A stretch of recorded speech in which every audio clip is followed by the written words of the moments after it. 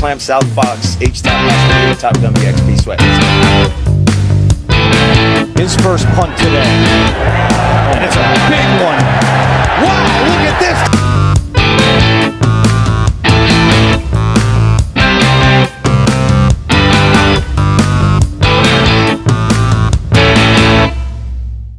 Demain, c'est peut-être la semaine la plus importante pour les franchises de la NFL en vue de la saison 2026.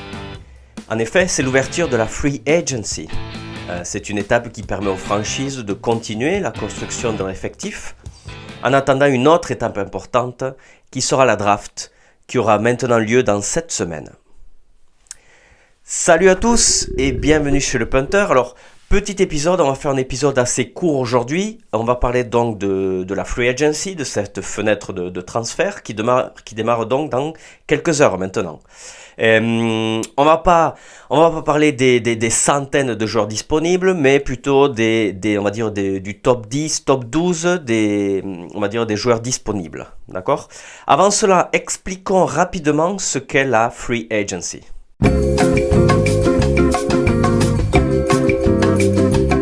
Alors la Free Agency, déjà comment ça marche ? La Free Agency donc, ou agence libre en français, c'est une fenêtre de transfert, une sorte de mercato si vous voulez, mais pour joueurs libres. C'est-à-dire que les franchises elles peuvent recruter des joueurs qui n'ont aucun contrat, d'où le nom en fait de Free Agency, free signifiant libre.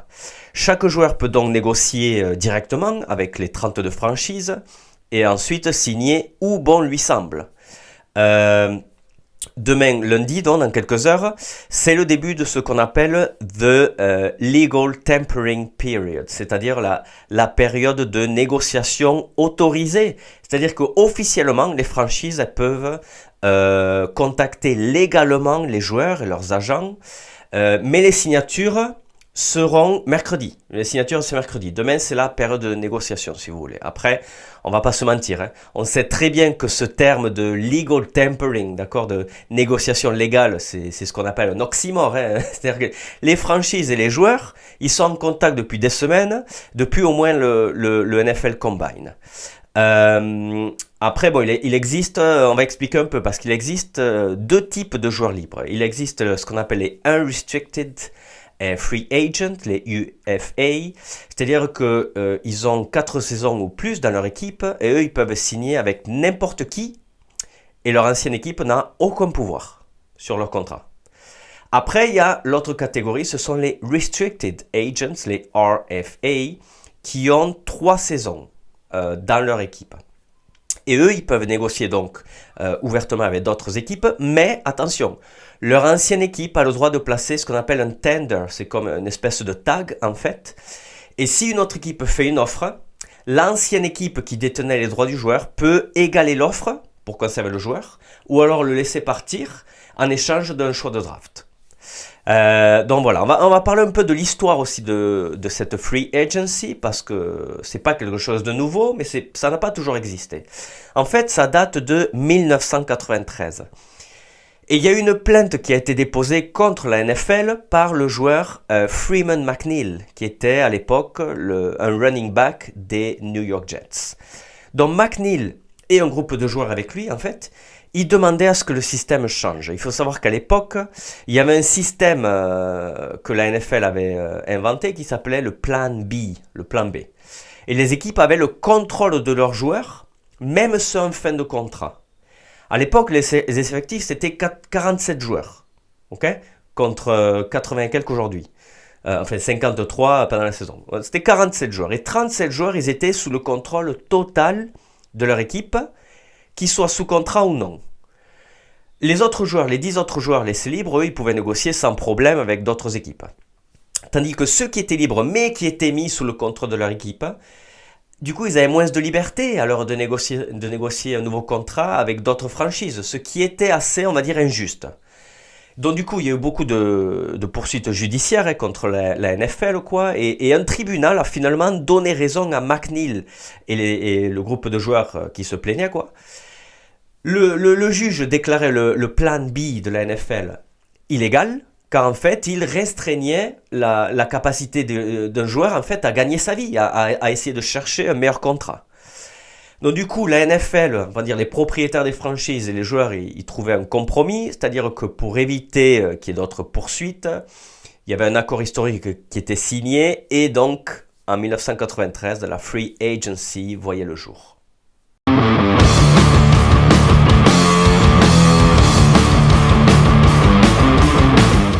Et passons à ce qui nous intéresse, donc la Free Agency. Quels sont les joueurs disponibles? Alors, on va mettre un peu en contexte.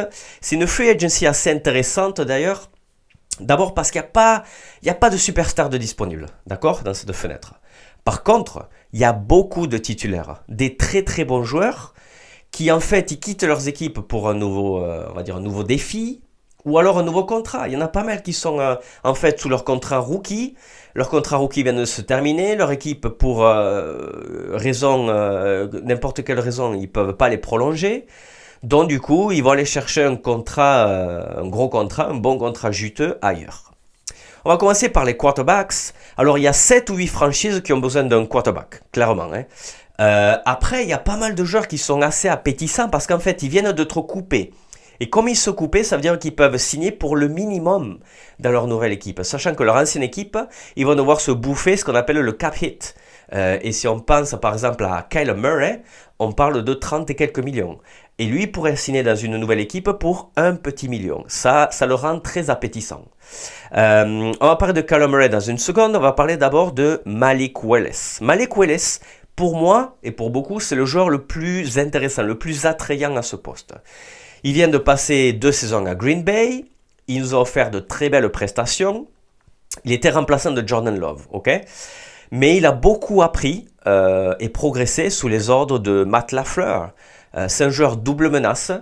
Et là, il part à la recherche d'une opportunité et surtout d'un gros contrat en tant que numéro 1. Alors Willis, en 2 saisons, il a joué pas mal de matchs parce que Jordan Love a manqué quelques matchs sur blessure.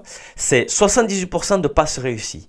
Presque 1000 yards, 6 touchdowns, 0 interception et un QBR, vous savez cette note pour les quarterbacks, de 134. C'est très très bon. L'autre c'est Kyler Murray, donc on a parlé un peu, il vient d'être coupé par Arizona. Lui le talent il est indéniable, il a 6 ans d'expérience, c'est un très très très bon joueur. Il a gagné le trophée Heisman, ancien numéro 1 de la draft, sauf qu'il a eu des blessures.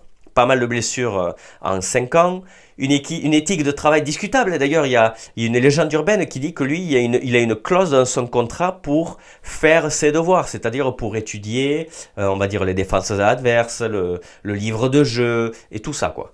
Donc voilà, il y a une éthique de travail qui pose un peu problème. Après, bon, c'est pas forcément sur des éthiques de travail, c'est vrai que les blessures, peut-être le schéma aussi des Cardinals qui lui a jamais vraiment permis d'exploser. Il reste une superbe option, c'est un très très bon joueur, c'est un quarterback qui peut être très productif, et avec devant lui une bonne ligne offensive et à côté de lui une bonne cible, je pense qu'il peut briller et porter son équipe très loin. D'ailleurs, il a prouvé lors de ses débuts chez les Cardinals, lui et le receveur Hopkins, c'était un excellent duo, quoi. Et après, je pense il faut qu'il atterrisse dans une équipe dont son style va convenir. On entend beaucoup son nom ces dernières heures chez les Vikings. Après, je ne sais pas si son jeu peut convenir à Kevin O'Connell. Kevin O'Connell, il veut un quarterback qui joue dans la structure, dans la poche, qui improvise pas. Kyler Murray, c'est un peu l'opposé. Donc, on verra bien ce qui se passe avec lui. Changeons de poste, passons chez les running backs. Et là, on a le vainqueur du Super Bowl, le MVP du Super Bowl qui est disponible. Kenneth Walker III. Il est sur le marché et peu le voyait sur le marché cette intersaison. Tout le monde pensait que les Seattle Seahawks allaient lui placer le franchise tag ou le prolonger. Et non, ça fait de lui en fait le joyau de la couronne de cette free agency. Il a prouvé que c'était un des tout meilleurs à ce poste la saison dernière. Et il ne fait aucun doute que les prétendants seront nombreux. Chez les receveurs, alors, pas mal de receveurs ont été laissés libres cette année. Alors qu'à la draft, il y a une cuvée de receveurs qui est pas mal du tout, très talentueuse. Donc on va voir ce qui se passe avec ceux qui sont déjà dans la NFL. Parmi les gros noms de disponibles, donc, il y a Alex Pierce d'Indianapolis. Pour moi, c'est le joueur le plus intéressant. C'est un joueur qui est excellent dans la profondeur. Écoutez cette stat, c'est incroyable. Il a une moyenne de plus de 21 yards par réception. C'est énorme, c'est énorme. Alors après, il faut mettre ça en contexte. C'est un joueur qui n'a jamais dépassé plus de 47 réceptions par saison. Mais là, bon, sa capacité à être là dans les moments clés et à créer ce qu'on appelle des big plays, ça fait de lui un joueur très très intéressant. Et je pense qu'il y aura une vraie enchère pour lui. Après, je sais pas, peut-être les Colts, ils vont essayer de le re-signer. Est-ce qu'il n'y a pas eu un accord entre la franchise et le joueur pour qu'il puisse sonder le marché? Et après, les Colts, ils pourraient décider d'égaler cette offre ou d'offrir plus ou de le laisser partir. Je sais pas. On va passer directement à la ligne offensive parce que là, il y a un joueur qui est très intéressant. C'est le centre Tyler Linderbaum. Il vient d'être laissé libre par les Baltimore Ravens. Un jeune joueur de 26 ans à peine. Il fait partie du top 10 à son poste, clairement. Et le fait qu'il soit disponible, à mon avis, ça reste une option super intéressante pour une équipe qui a un besoin à ce poste. Parce qu'après, lui, il a pas été laissé libre à cause de ses performances. C'est parce qu'en fait, il a la fin de son contrat rookie.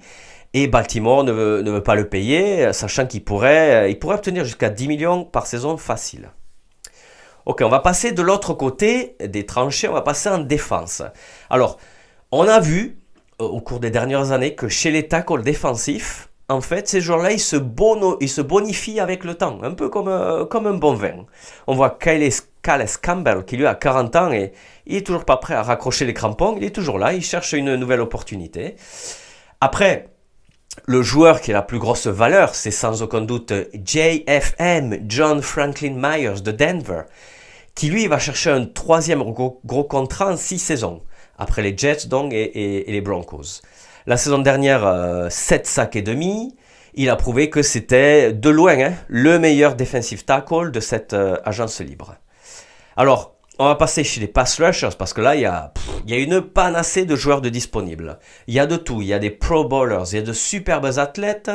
Par exemple, il y en a un, il a été excellent la saison dernière, c'est Jalen Phillips. Alors, il a fait la moitié de la saison à Miami avant d'être échangé à Philadelphie.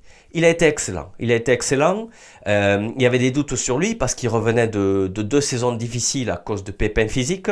Il a prouvé que c'était un joueur top à sa position.